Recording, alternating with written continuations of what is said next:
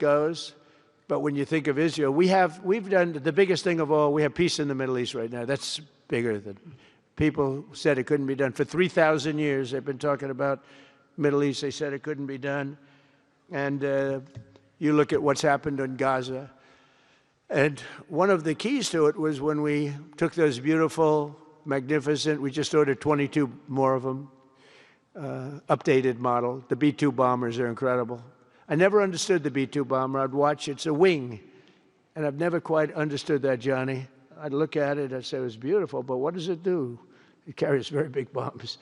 And it went into Iran, and it totally decimated the nuclear potential. And when it decimated that, all of a sudden we had peace in the Middle East because there was a black cloud hanging over the Middle East.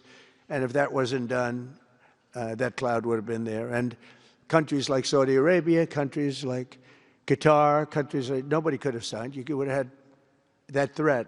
Nobody could have had, you couldn't have had peace in the Middle East. So now we may have to take it a step further, or we may not. Maybe we're going to make a deal. You're going to be finding out over the next probably 10 days. But this meeting today is proof with determined leadership, nothing is impossible. When I took office, the war in Gaza was raging with thousands of people being killed and no end in sight. Today, thanks to unrelenting diplomacy and the commitment of many of the great people in this room, we have 59 countries signed up on Gaza. Think of that. We have, it's amazing. But all the people, many, really so many in this room, the war in Gaza is over. It's over. There are little flames. Hamas has been, I think they're going to give up their weapons, which is what they promised. If they don't, it'll be, they'll be harshly met, very harshly met. They don't want that. All the stuff like they don't mind dying. They told me that's not true. Everyone said, oh, they don't mind dying. No, they don't want to die. They said, we don't want to die. People don't want to die.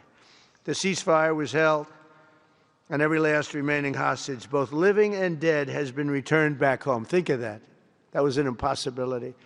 And we did hundreds of hostages, but the last 20, and I always said to Steve and Jared, I said, the last 20 are going to be very tough, very, very tough.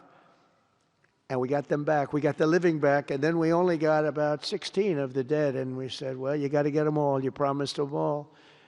And they dug and dug and dug. You can imagine it's a job that's brutal. And Hamas really did a lot of that work. And you got to give them credit for that. They brought the last one home a week ago, and we got all 28 of them, living and dead. The amazing thing, because I've never seen anything quite like it, the parents of the dead, they knew their boy was dead. This case, boys, all boys, men, but to the parents' boys. They knew their boy was dead. They wanted that dead body as much as if he were alive. And when they got them back, there was great sadness, but there was great joy, too. They wanted it as much as the people that got their sons back alive. But we got a lot of people before those 20, Steve, what nobody talks about. But, hundreds of people. We did a good job, and you guys did a fantastic job. I want to thank every nation that helped us achieve this monumental breakthrough, saving countless lives, and really bringing peace and bringing the concept of peace, because nobody thought peace in the Middle East. I've always heard peace in the Middle East is impossible, and it's turned out not to be. And we do have some work to do with Iran. They can't have a nuclear weapon. It's very simple. You can't have peace in the Middle East if they have a nuclear weapon. And they can't have a nuclear weapon, and they've been told that very strongly. Since the hard-won ceasefire of last October, the United States and our partners have facilitated the delivery of vast amounts of humanitarian aid, numbers that nobody's ever seen before.